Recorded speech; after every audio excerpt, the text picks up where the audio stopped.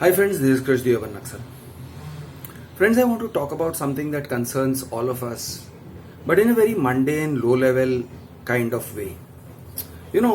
Nobody really goes around asking. Maybe young people do, but I don't know too many people who just go around asking others socially, who am I? What am I doing here? Why am I living here? And all these kinds of things. Nobody does that. But these questions are planted, are brought up, especially by religious types of people. So you'll meet an evangelist who's trying to sell you the idea of becoming a Christian, embrace Christ, and you'll find redemption. This kind of ideas. They'll hand you a book, and that book says, who are you? Where did you come from? Where will you go? Do you know? Do you know your ultimate fate? Do you know what will happen to all of us? Do you know the secrets of the universe? These are not questions people normally ask. And when they ask, they are usually asking within the framework of a religious belief or dogma. And this gives an opportunity to religious guys to say, you know what, we have all the answers. We've got all the answers to these questions. Which questions? The questions you normally never ask. And if you were to ask in a social context, who am I? Why am I here? What is my mission on earth? I feel I have a mission. Most of the time people are going to call you crazy. They're going to avoid you, or they're not going to take you very seriously. Or the discussion will turn into some kind of religious discussion. Why don't you join Hare Krishna? Hare Krishna has all the answers, because Chaitanya Mahaprabhu has said that all of us are basically gopis. We are thirsting, we are longing for God. Okay, so the answer is to embrace celibacy even if you're married, and to give up all your worldly desires, and to go and devote yourself to Lord Krishna. You get this kind of crap. Or you'll have a Muslim guy who will say, you know what? The Quran has all the answers. The Quran has all the answers to all your questions. Every question has an answer, and it's in the Quran. Now, what is happening here is we all express a kind of uncertainty. Human beings, all animals for that matter, I'm sure, we have a sense of uncertainty. We don't have a sense of certainty. And we go towards certainty, no doubt about that. We go towards certainty, or we seek certainty. But seeking certainty and finding comfort in false certainty are two different things. They are not the same thing. I want to address this search or this quest or this question. Maybe younger people ask this question a little more, I don't know. Or maybe older people also wallow in this question, but I have a feeling that the question is coming from somewhere else. The question is not, the words we use to frame the question are not actually expressing the question the way we want it to be. That's my understanding of it. So what is the question that I think we are voicing? Let me repeat. I don't think we are voicing the question. We are really thinking the question. Who am I? Why am I here? Is there a mission? Am I a special soul? Do I have directions from God to do something before I die? Must I save humanity? Must I save humankind? Must I save the world? Or, anything at all. Do I come with a bunch of instructions? Is there a bunch of instructions on how to live your life? and maybe I haven't yet found those instructions, and maybe I need to find those instructions, then I'll start living right. Otherwise, right now I'm living wrong. I don't think these are the questions. I don't think these are the actual questions that people are asking. I think these are the questions, the words that are being put onto another set of questions, and I'm going to try to give voice to what it is that you want. Tell me if I'm wrong. I think all of us basically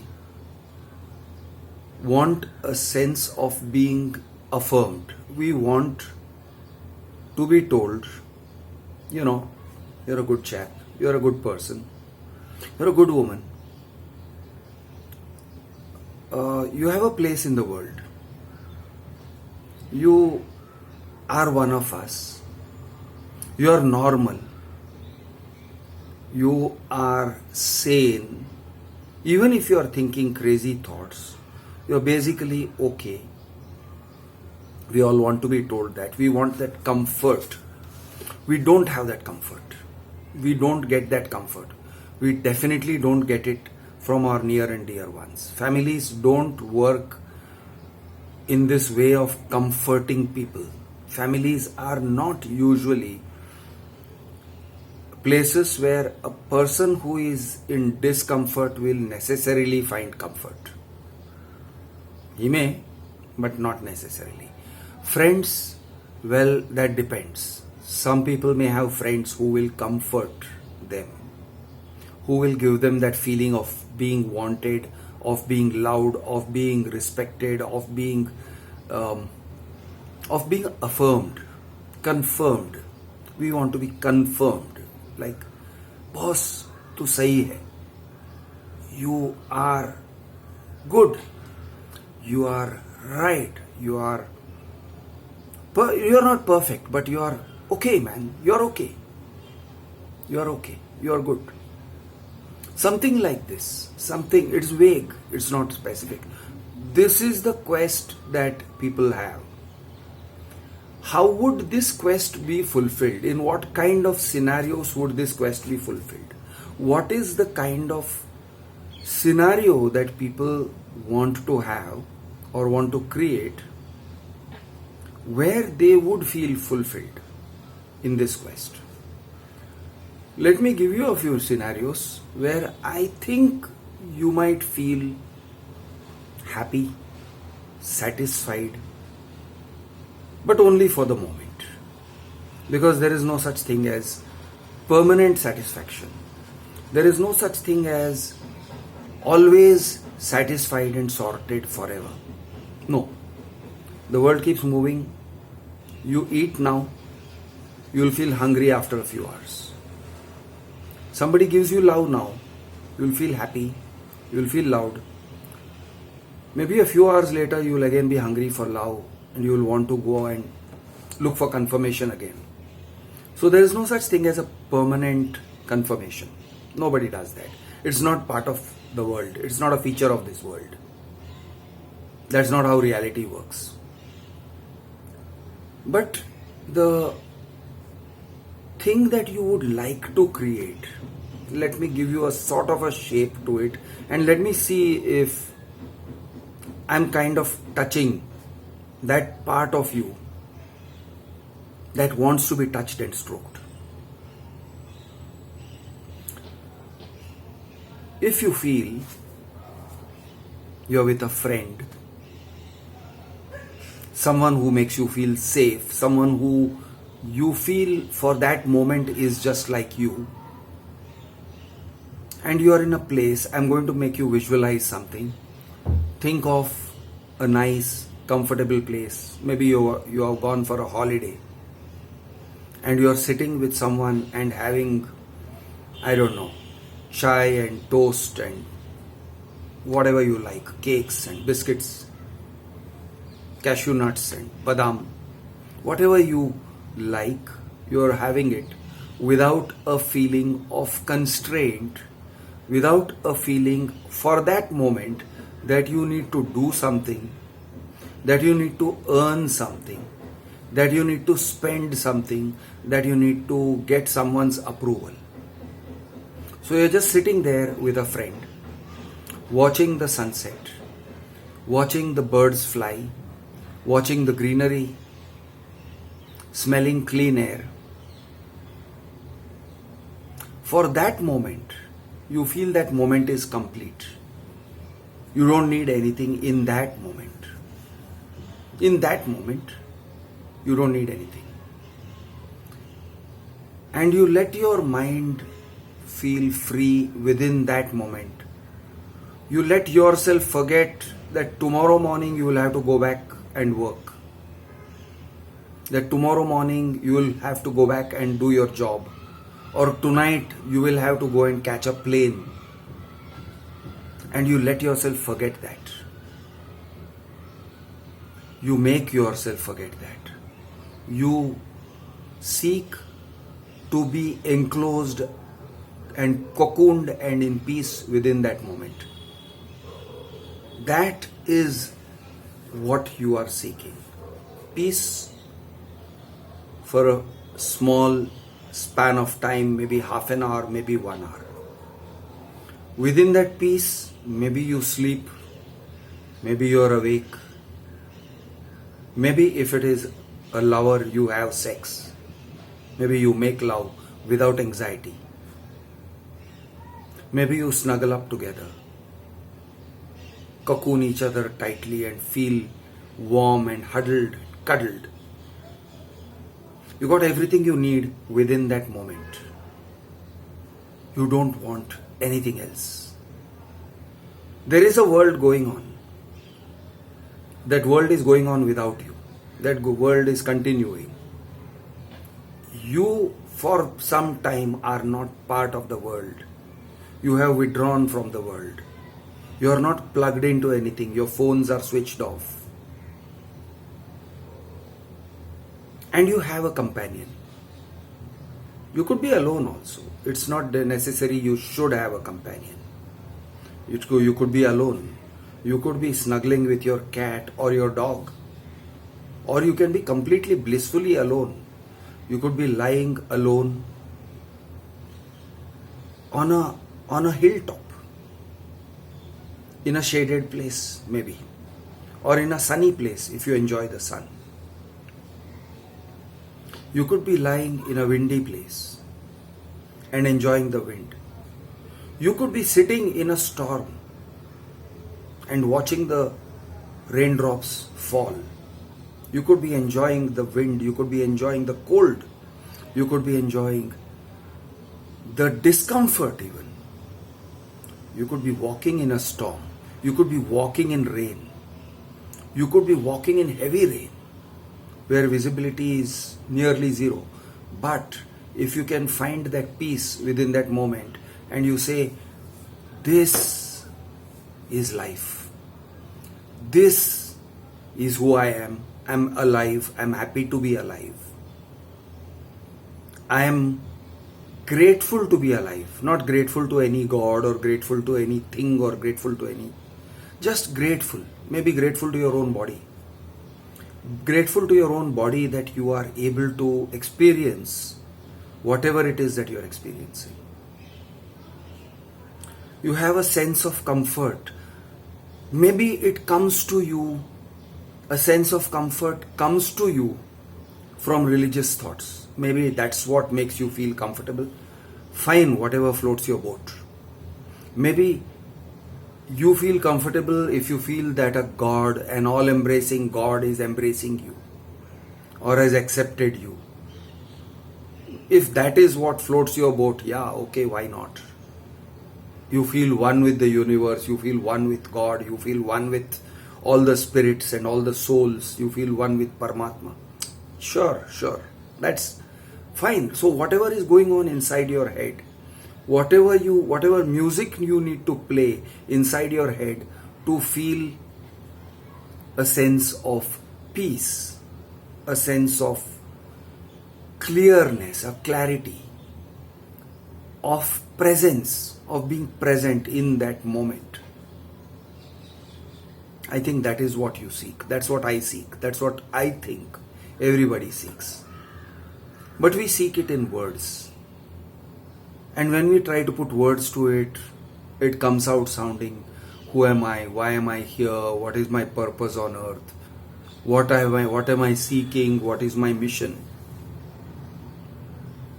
I don't think there is any mission except if you gave yourself a mission. Then you will feel happy within that mission. If you gave yourself that mission. Now you could give yourself that mission. There was this guy named, I think, Dashrath Manjhi, who gave himself the mission of cutting a road so that his wife would not have to climb up the hill and she could go travel by road. She would have a clear path. He gave himself that mission and he cut through a whole mountain or hill. He just single-handedly made that route. There are people who have dug long caves with only one purpose, to escape from a prison where they are being held captive. They have dug tunnels, deep tunnels, very risky business, but they have dug deep tunnels. They do this because they gave themselves that mission. So you may give yourself a mission, whatever that mission may be. And that mission may help you to reach that place in your head where you are feeling happy, fulfilled, sorted, comfortable. There's this scientific word homeostasis, or it's a medical word, homeostasis. Homeostasis is where you have reached a kind of a state of biological fulfillment where you are neither hungry nor thirsty, nor you need to shit or piss, nor you need anything particular, except of course to breathe. So you don't need anything. You have achieved a sense of completeness. So there is this sense of completeness that we try to achieve daily. We try to achieve some kind of sense of completeness, some kind of satisfaction. But in the process, the way we do it, we go to work because we know that we are going to need the money. We do a business. We do it out of habit. We clean up around the house. We maintain the house. We do chores. We get stuff from the shop. We do all these sorts of things, different things. We obey or we listen to what other people have to say, and we do that because we want them to shut up and be quiet and not shout and scold us. Elderly parents maybe, or a wife, a nagging wife. So you say, okay, fine, I'll do it. You are telling me to do something, I'll do it. Okay. I want peace. A boss tells you to do something, you say, okay boss, okay, please, just leave me alone, I'll do it. Now what are you doing? Your boss scolding you, your wife nagging you, your father reminding you again and again, or you're getting phone calls from, I don't know, people who want you to pay up your loan. They are disturbing your homeostasis. They are disturbing your feeling of being at peace. And so you respond to them. You respond to that push and pull. Someone's pushing, someone's pulling. Your children may be pulling. Mummy, give me food. I'm hungry. Mummy, what's for dinner? Your husband is looking at you in a certain sort of way. And you say, the bastard wants love making again. He wants sex. You're going to respond to that one way or another. But you're going to try to buy peace. You want homeostasis. You want that sense of having done it all. And you want to reach that position where you can rest. Where you can say, at least for a few minutes, or half an hour, or 1 hour, I'm done. Time being, I'm done. There's nothing more. This is what we are after. Now we can call it a big thing. We can try to go and live in an ashram, or we can try to practice vipassana. Maybe that helps. For some people, I'm sure that helps. If you are in a very disturbed sort of a life, then maybe practicing meditation, where you just sit down and do nothing for 20 minutes or half an hour. Just shut out the world. Just be yourself, by yourself. And think no thoughts. Try to experience your humanness in a room by yourself, sitting down or lying down, whatever. Or you listen to music, just listen to a beautiful piece of music that you like, or 2 or 3 beautiful songs that you like. You're spacing out. What are you doing? You are really trying to experience that homeostasis. And if you are not allowed to experience it, if you are not allowed by your environment, by the people around you, if people keep poking at you, if your work environment is such that the boss keeps poking at you, or your colleagues keep poking at you, or you got targets, and then your computer or your notepad or your laptop keeps poking at you with notifications, these are the people you have to call. If you got a phone which you cannot switch off, and it keeps buzzing all the time with messages, and you cannot shut it off and ignore it, you are prevented from experiencing homeostasis. The irritation builds up, the anger builds up, the frustration builds up, and slowly, gradually, either you accept the signal that your body is giving you, either you accept and understand and listen to what your body is saying, what your mind is saying. Your mind is saying, I want peace, I want quiet, I cannot get peace and quiet like this. Maybe you are a mother with kids, and you're in a household where everybody is demanding, and you are not able to create that little space of half an hour, 1 hour, where you're able to regain your sanity. And you slowly start developing stress, and the stress is becoming a disease. Either it shows as aches and pains, or it shows up as depression, or it shows up as outbursts of anger, or it shows up as a continuous sadness and a continuous sense of failure. I think that is the thing you need to recognize. You need to recognize what it is your body is telling you, and learn to give your body and your mind that moment of peace, those 30 minutes of peace and quiet and satisfaction and completeness. I'm Krish, the Urban Naxal. Jai Hind.